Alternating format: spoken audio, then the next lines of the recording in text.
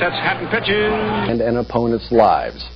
Chris, you recently spoke with Jack Tatum. Yeah, and the hit that you mentioned left Darryl Stingley paralyzed, and he's been in a wheelchair since. Tatum himself is now handicapped, too. He recently had his left leg amputated from the knee down because of complications with diabetes. So even though he still defends his hard-hitting style, Tatum now has at least some sense of what it's been like for the man he hasn't spoken to since their collision. How tough was it to come to grips with, you know, your partial disability, being a great athlete, an elite athlete at every level? Mm-hmm. How difficult was that mentally? Chris, it was fairly difficult at first. And I think, you know, I went through a little depression and everything right at the beginning. The important thing now is for me to be around for my kids and to be there for them. And I think, you know, the amputation is just something I'm going to have to work through. It's just another point I'm going to have to work through. But as long as I'm there and can be there for my family, then I'm going to be fine. Jack Tatum was more than fine as a football player, an All-American defensive back out of Ohio State. He learned how to hit from legendary coach Woody Hayes, and he spent the 70s leaving bodies strewn across NFL fields. And White makes the catch. He is clean, but holds on to the football, losing the helmet.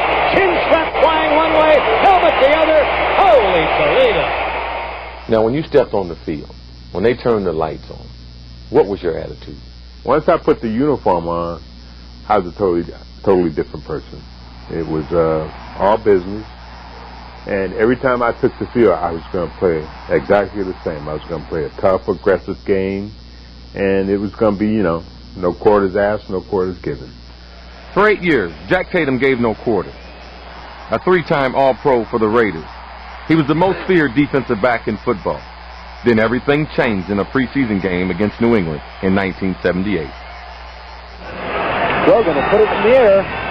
Oh! The intended receiver is Darryl Stingley. The man he ran into was Jack Tatum. Jack, let me take you back to August 12, 1978. Take you back to that play. Right. Describe what happened. I was reading the quarterback, and he took like a 2 or 3 step drop, and he raised up to throw the ball. And from his, you know, from the quarterback's action, I knew that he was going to throw the slant. When Stingley extended, he was off the ground, and he was kind of suspended in the air. And I just hit him with his shoulder, and I thought it was an average hit. What was your thought process then? Well, at that time, you know, some of his teammates came around, and they were attending to Darryl. And I actually walked away because I don't like to look at that kind of stuff. And that's when, you know, they were attending to Darryl, and they carried him up. You made an effort to go to the hospital. Well, I went to the hospital, and I wasn't able to get up to see Darryl. But one of the doctors told me that the only people they were going to let up that night was family, when the family got in. Right. Who'd you go to the hospital with? I went to the hospital by myself. Tatum didn't get to see Stingley that night or any other night for the last 25 years. To this day, Jack Tatum has never spoken to Darryl Stingley.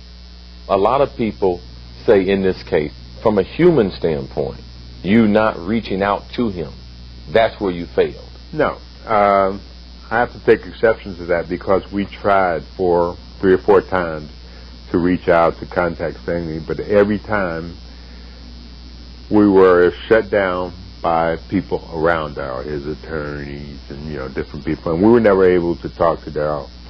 And at some point I just said, well, I can't beat my head against the wall forever, and I just let it go. It's still hard to understand why you guys haven't talked. Do you think eventually you guys will talk? Eventually, I'd love to. But like I said, I can't beat my head against the wall forever. Do you still think about the hit today? Sure. You think about things you could have did differently or how you could have approached the hit differently. And so as long as you live, you think that the memory of that hit will be in your mind? Oh, absolutely. Like I said, you hate to see anybody injured, and especially when you have a hand in it, then it's gonna be on your mind. Your current situation as far as your health, You said earlier that it changed your thought a little bit. Has it changed your thought and how you look at Daryl's condition? No, not really, because in order to change my thought, I'd have to go back and change my thinking on the way I play football, and I said that's never going to happen. If Daryl was sitting here, what would you tell him? Oh, you know, he was sitting here telling you I'm sorry he got hurt and all of that, but it wasn't anything personal. It was just a game. Are you sorry of the result? Oh, you're definitely sorry of the result. And I've said that, you know, many times, but people say you never apologize for what you did. I will never apologize for the way I played the game. Do you think that people will ever look at you as Jack Tatum, the human being? As long as my family and the people around me know that what kind of person Jack Tatum is, then I'm going to be all right. And like since I've been down and had the diabetes and the amputation, I've received so much love and support from my Ohio State family and my Raider family that, you know, I was telling my brother the other day that, you know, I thought I was a pretty decent guy, but if these people keep treating me this nice, I'm going to have to reevaluate, and I might think I'm a pretty good guy. We asked Darryl Stingley to be part of this piece. He said that all of the emotions associated with the 25th anniversary of this event were kind of overwhelming for him, so that was part of the reason why he declined. He's also expressed resentment in the past that when Jack Tatum has made some overtures toward contacting him, in Stingley's view, it's always been when television cameras would have been around or when Jack Tatum had something to sell, such as a book, and apparently Stingley resents that as well. Okay. Was it a clean hit? Without question. When you compare it to some of the other hits that were in that piece, right, clearly one of the cleaner hits that we saw. And so I agree with Jack. I don't think there's a real need for him to apologize, per se, but I'm still a little surprised that he hasn't found a way to go sit in a room with him one-on-one and say, hey. After so many years, I mean, they should even... Yeah, there shouldn't be cameras around. He should go find a way to go see this guy and talk to him without the cameras or anything, if that's the case. After all this time, they should be getting together at some point. Yeah, he says he tried 3 or 4 times, and some people might say try 300 times. Right. It's complicated because if you look at the issue, the emotion of the issue, it's complicated. For us sitting on the outside, it seems to be very, very easy just to contact the person, but they should have talked by now. This issue should have been resolved. Stingley says he has forgiven Jack, and Jack is sorry for the end result of it. But these two men should have come together now. Jack seems to recognize, from what he told you, the distinction between him being responsible or expressing guilt and expressing concern. But he could be completely innocent of any malicious intent and still express concern because he was part of a tragic event. Right. The one thing I can say about Jack, he said, I would never apologize for the way I played. And I have to respect that because he shouldn't have to apologize.